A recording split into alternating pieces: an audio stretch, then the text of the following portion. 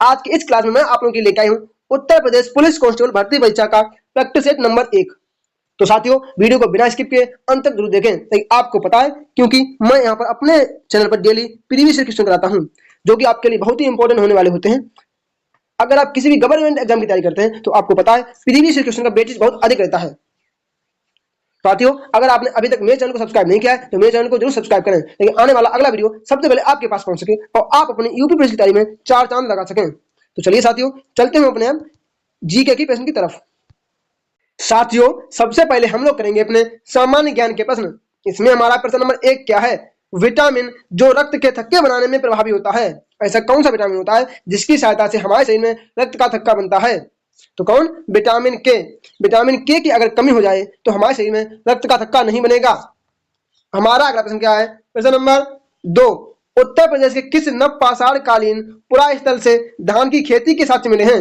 UP का ऐसा कौन सा नवपाषाण पुरा स्थल है जिससे धान की खेती के साक्ष्य मिले हैं? तो वह कौन सा है? कोल्डी हवा। यूपी के कोल्डी हवा से धान के साक्ष्य मिले हैं। हमारा अगला प्रश्न क्या है? प्रश्न नंबर 3 हमारा क्या हो जाएगा? न्यूट्रॉन के नाभिक, जो न्यूट्रॉन है, न्यूट्रॉन की खोज किसने की थी? न्यूट्रॉन की खोज किसने की थी? तो न्यूट्रॉन की खोज किसने की?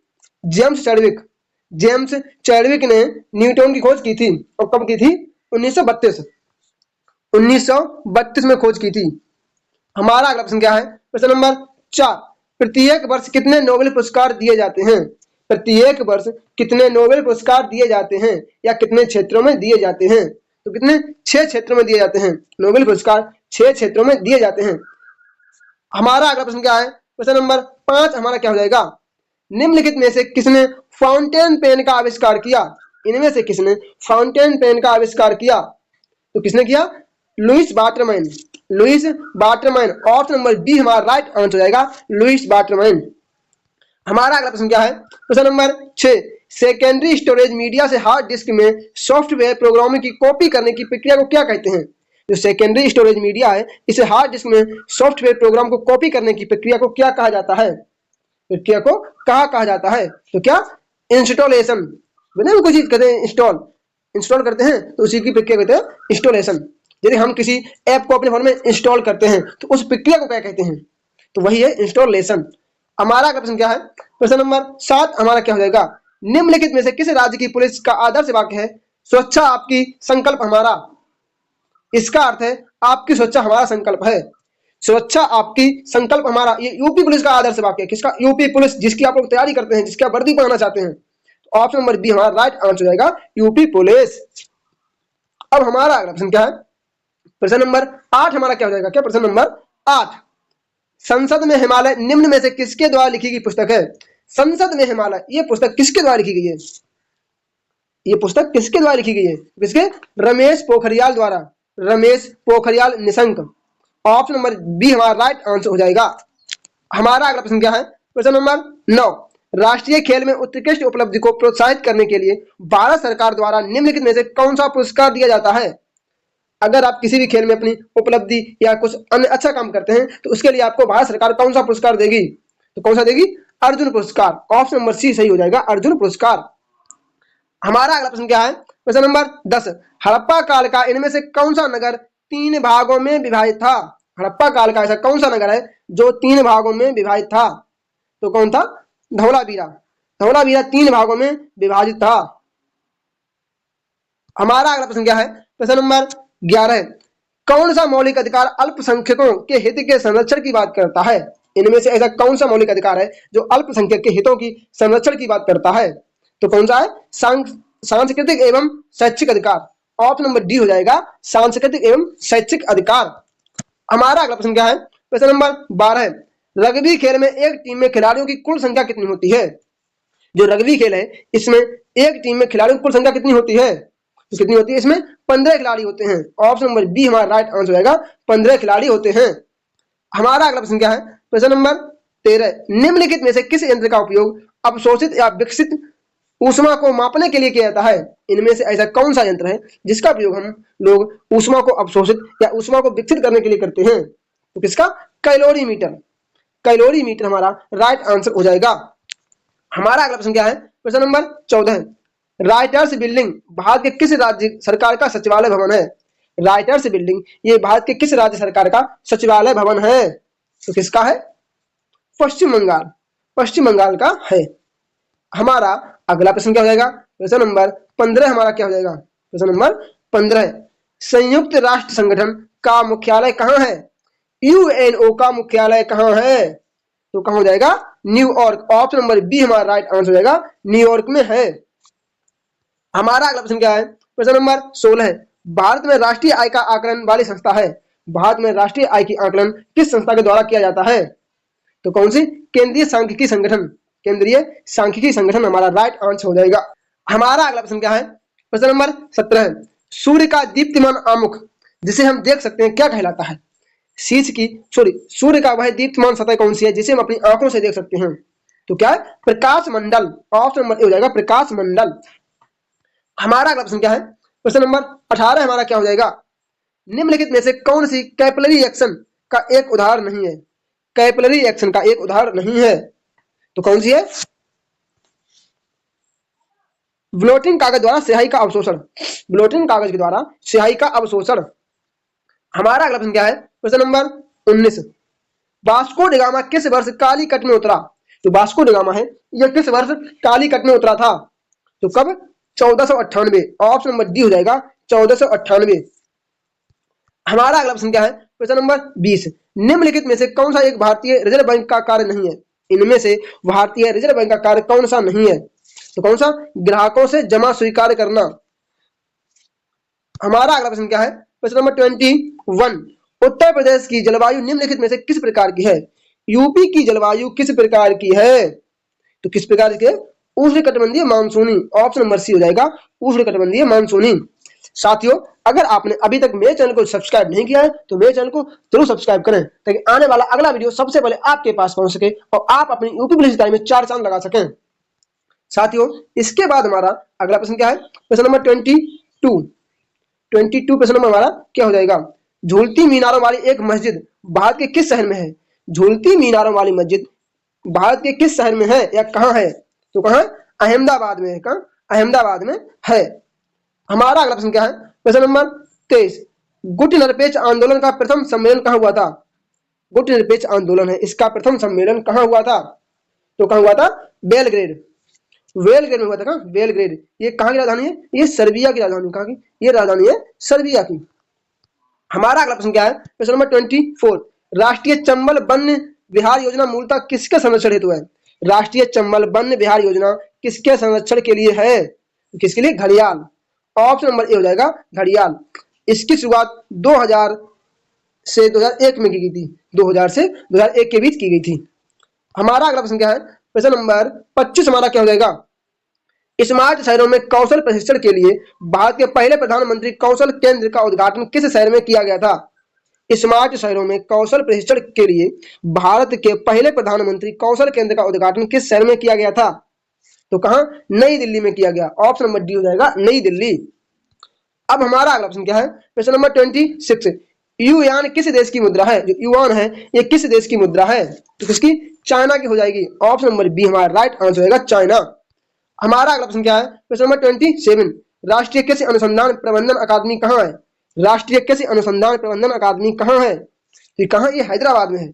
ऑप्शन नंबर बी हमारा राइट आंसर हो जाएगा, हैदराबाद। इसकी स्थापना 1976 में की गई थी। कब? 1976 में की गई थी। हमारा अगला प्रश्न क्या है? प्रश्न नंबर 28, पेचिस या मलेरिया जैसी बीमारियां किसके द्वारा होती हैं? तो पेचिस या मलेरिया जैसी बीमारियां होती हैं ये किसके द्वारा फैलती हैं? तो किसके? प्रोटोजोआ के द्वारा फैलती हैं। ऑप्शन नंबर सी हमारा राइट आंसर हो जाएगा। अब हमारा अगला प्रश्न क्या है? प्रश्न नंबर 29, उत्तर प्रदेश कृषि अनुसंधान परिषद कहाँ स्थित है? उत्तर प्रदेश कृषि अनुसंधान परिषद है ये कहाँ स्थित है? तो कहाँ है? लखनऊ में स्थित है, लखनऊ में स्थित है। इसकी स्थापना 1989 में की गई थी। कब? 1989 में इसकी स्थापना की गई थी। हमारा अगला प्रश्न क्या है? प्रश्न नंबर 30, हाल ही में निम्न में से कौन जेफ बेजोस के स्थान पर अमेजन कंपनी का सीईओ का पद संभाला? अमेजन कंपनी को जेफ बेजोस के पद पर किसने सीईओ का पद संभाला? कौन? Andy Jassy. एंडी जेसी हमारा राइट आंसर हो जाएगा, एंडी जेसी। हमारा अगला प्रश्न क्या है? प्रश्न नंबर 31, किस दिल्ली सुल्तान ने रक्त एवं लहू की नीति अपनाई थी? ऐसा कौन सा दिल्ली का शासक था जिसने रक्त एवं लौह की नीति अपनाई थी? किसने? वल्लभन। ऑप्शन नंबर ए हो जाएगा, वल्लभन ने अपनाई थी। अब इसके बाद हम लोग चलते हैं अपने क्वेश्चन नंबर 32 की तरफ। 32 हमारा क्या है? कन्याकुमारी से सटी पहाड़ियां हैं। कन्याकुमारी से किन पहाड़ियों की सीमा लगती है? तो किन की लगती है? Cardamom hills. कार्डेमम हिल्स की लगती हैं। साथियों, अगर आप अपने माँ बाप का नाम रोशन करना चाहते हैं तो यूपी पुलिस की वर्दी जल्दी से जल्दी पालें, क्योंकि आपको पता है अगर आपके पास जॉब नहीं है तो आपको लोग कुछ भी नहीं मानेंगे। मैं आपसे हमेशा बोलता आ रहा हूँ कि आप लोग जल्दी से जल्दी नौकरी ले लें। पर आपको पता है, आप देखते हैं हमारे जो एक लोगों का क्राइटेरिया होता है सोचने का, वह वहां पर जाकर खत्म हो जाता है जहां बात गवर्नमेंट जॉब की आती है। आप खड़े होकर देख लेना, जहां गवर्नमेंट जॉब का लड़का खड़ा होगा वहां आपकी इज्जत बहुत कम होती है, क्योंकि लोग ये जानते हैं कि ये तो कुछ नहीं है। तो आप जल्दी से जल्दी यूपी पुलिस की जॉब पाएं और आप भी अपने माँ बाप को वर्दी में सैल्यूट करें। हमारा अगला प्रश्न क्या है? प्रश्न नंबर 33। उत्तर प्रदेश में राज्य विद्युत निगम उत्पादन लिमिटेड अस्तित्व में कब आया? यूपी का जो राज्य विद्युत निगम उत्पादन लिमिटेड है, ये कब अस्तित्व में आया? इसकी स्थापना कब की गई थी? तो कब? सन 2000 में इसकी स्थापना की गई थी। हमारा अगला प्रश्न क्या है? प्रश्न नंबर 34।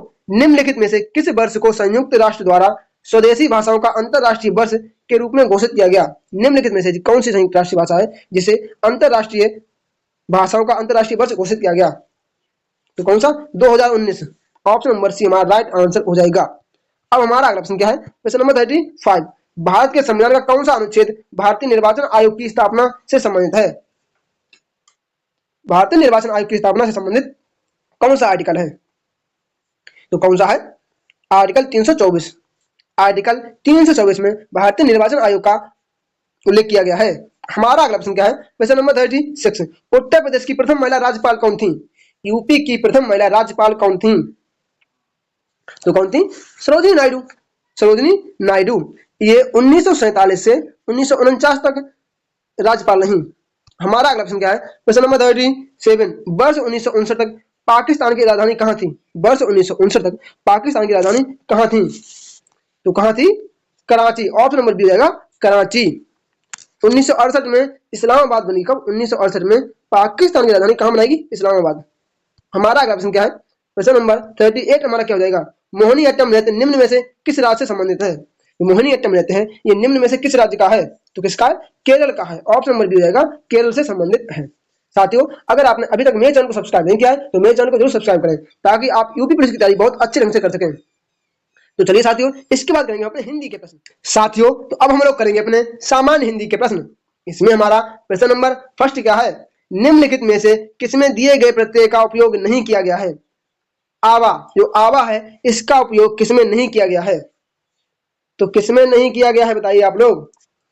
बुलावा में तो किया गया है, चढ़ावा में भी किया गया है और दिखावा में भी किया गया है, लेकिन इसमें लावा में नहीं किया गया है। तो ऑप्शन नंबर बी हमारा राइट आंसर हो जाएगा। उसके बाद हमारा अगला प्रश्न क्या है? प्रश्न नंबर 115। हार शब्द किस उपसर्ग से जुड़कर भोजन अर्थ देता है? हार, ऐसा जो हार है इसको किस शब्द में जोड़े कि वह भोजन का अर्थ दे दे? तो क्या हो जाएगा? आहार। आ में जोड़ दो तो क्या हो जाएगा? आहार।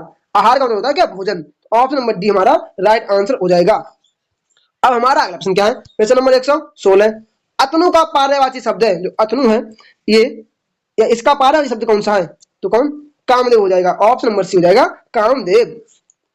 हमारा अगला प्रश्न क्या है? प्रश्न नंबर 117। अंडे का शहजादा मुहावरे का अर्थ क्या है? तो अंडे का शहजादा है, इस मुहावरे का अर्थ क्या हो जाएगा? तो क्या हो जाएगा? अनुभवहीन व्यक्ति।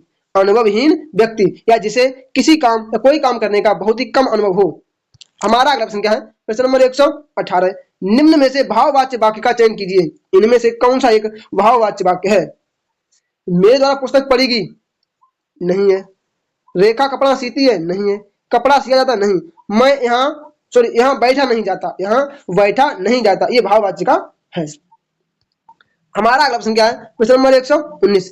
इनमें से तुल्यता सूचक का चिन्ह कौन सा है? तुल्यता सूचक का चिन्ह कौन सा है? मतलब किन्हीं दो चीजों को समान करना या इक्वल करना। तो क्या हो जाएगा? ऑप्शन नंबर बी हमारा राइट आंसर हो जाएगा। हमारा अगला प्रश्न क्या है? प्रश्न नंबर 120। हिंदी खड़ी बोली किस अपभ्रंश से विकसित हुई है? हिंदी खड़ी बोली है, इसका जो विकास हुआ है किस अपभ्रंश से हुआ है? तो अब हम देखते हैं इसके ऑप्शन। इसके ऑप्शन क्या हो जाएंगे? मगधी, सौरसेनी, ब्राह्मण या फिर अर्धमगधी। तो हिंदी का जो है ये किस अपभ्रंश हुई है? तो सौरसेनी अपभ्रंश। किसे? सौरसेनी अपभ्रंश। ऑप्शन नंबर बी हमारा राइट आंसर हो जाएगा। अब हमारा अगला प्रश्न क्या है? प्रश्न नंबर 121। लड़का शब्द का भाववाचक संज्ञा रूप है। जो लड़का शब्द है इसकी भाववाचक संज्ञा क्या हो जाएगी? तो लड़का की भाववाचक संज्ञा क्या हो जाएगी? लड़कपन। ऑप्शन नंबर हो जाएगा लड़कपन। हमारा अगला प्रश्न क्या है? प्रश्न नंबर 122। निम्नलिखित में से कौन सा गुणवाचक विशेषण नहीं है? इनमें से कौन सा एक गुणवाचक विशेषण नहीं है? तो कौन सा नहीं है? मनो अनाज। मनो अनाज हमारा राइट आंसर हो जाएगा। अब हमारा अगला प्रश्न क्या है? प्रश्न नंबर 123। निम्नलिखित में से कौन सा शब्द स्त्रीलिंग है? इनमें से कौन सा एक शब्द ऐसा है जो स्त्रीलिंग शब्द है? जलपान नहीं, लेकिन जमीन है। क्या? जमीन एक स्त्रीलिंग शब्द है। हमारा अगला प्रश्न क्या है? प्रश्न नंबर 124। किस शब्द में द्वित्व व्यंजन है? इनमें से ऐसा कौन सा शब्द है जिसमें द्वित्व व्यंजन का प्रयोग किया गया है? द्वित्व व्यंजन का मतलब होता है कि एक पहला आधा अक्षर उसके बाद एक पूरा अक्षर। तो क्या? दिल्ली हो जाएगा। दिल्ली, बिल्ली, कुत्ता, कल्लू, सल्लू, ये सभी हो जाएंगे क्या? द्वित्व व्यंजन। हमारा अगला प्रश्न क्या है? प्रश्न नंबर 125। अनुशासन शब्द है। जो अनुशासन है ये कैसा शब्द है? अनुशासन एक कैसा शब्द है? तो कौन सा है? अनुशासन एक यौगिक शब्द है। ऑप्शन नंबर सी हो जाएगा यौगिक शब्द। हमारा अगला प्रश्न क्या है? 126। निम्नलिखित में से कौन सा शब्द बहुवचन नहीं है? इनमें से ऐसा कौन सा शब्द है जो बहुवचन के अंतर्गत नहीं आता है? तो वो दाम आता है, होश आता है, केस आता है, लेकिन पुस्तक नहीं आती है। पुस्तक का बहुवचन होगा क्या? पुस्तकें। हमारा अगला प्रश्न क्या है? प्रश्न नंबर 127। कौन सा सर्वनाम का भेद नहीं है? इनमें से कौन सा एक सर्वनाम का भेद नहीं है? तो बताइए इनमें से कौन सा सर्वनाम का भेद नहीं है? तो कौन? गुणवाचक। ये सर्वनाम का भेद नहीं है। हमारा अगला प्रश्न क्या है? प्रश्न नंबर 128। देवनागरी लिपि में कुल कितने स्वर माने गए हैं? देवनागरी लिपि में कुल कितने स्वर माने गए हैं, लेकिन कब? जब विसर्ग और अनुस्वर भी जोड़ लिए जाएं। जब स्वर और अनुस्वर भी जोड़ लिए तो कितने? 13 हो जाते हैं। तो ऑप्शन नंबर डी हो जाएगा 13। हमारा अगला प्रश्न क्या है? प्रश्न नंबर 129। पेड़ से फल गिरते हैं, इस वाक्य में से कौन सा कारक है? पेड़ से मतलब पेड़ से फल गिरते हैं, मतलब पेड़ से फल अलग हो रहा है, तो इसमें कौन सा होगा? अपादान कारक होगा। अपादान कारक होगा। ऑप्शन नंबर सी हो जाएगा अपादान कारक। हमारा अगला प्रश्न क्या है? प्रश्न नंबर 130। नीचे दिया गया वाक्य किस क्रिया का उदाहरण है? ज्ञात कीजिए। नवीन ने भाग कर बस पकड़ी। नवीन ने भाग कर बस पकड़ी, इसमें कौन सी क्रिया का प्रयोग किया गया है? इसमें कौन सी क्रिया है? पूर्वकालिक क्रिया। हमारा अगला प्रश्न क्या है? प्रश्न नंबर 131। नीचे दिए गए वाक्य का काल ज्ञात कीजिए। यदि वर्षा होती तो समय पर फसलें पक जाती। यदि वर्षा होती तो समय पर फसलें पक जाती। इनमें कौन सा काल का प्रयोग किया गया है? इसमें कौन से काल का प्रयोग किया गया है? तो कौन? हेतु मद भूतकाल। हेतु हेतु हेतु मद भूतकाल। हमारा अगला प्रश्न क्या है? प्रश्न नंबर 132 हमारा क्या हो जाएगा? नीचे दिए गए समुच्चय बोधक शब्द जिसके लिए प्रयोग किए जाते हैं ज्ञात कीजिए। इसलिए, अतः, एतब, इनका प्रयोग किसके लिए किया जाता है? इसके हम ऑप्शन देखते हैं। इसलिए, अतः और एतब, इनका प्रयोग हम लोग किसके लिए करते हैं? तो इनका प्रयोग हम किसके लिए करते हैं? परिणाम दिखाने के लिए। परिणाम दिखाने के लिए। हमारा अगला प्रश्न क्या है? प्रश्न नंबर 133। यथोचित शब्द का सही संधि विच्छेद है। यथोचित शब्द है, इसका सही संधि विच्छेद क्या हो जाएगा? तो क्या? यथा धन उचित। यथा धन उचित। ऑप्शन नंबर डी हमारा राइट आंसर हो जाएगा। हमारा अगला प्रश्न क्या है? प्रश्न नंबर 134। मछली के समान आंखों वाली के लिए एक शब्द है। मछली के समान आंखों वाली के लिए एक शब्द कौन सा है? तो कौन सा? मीनाक्षी।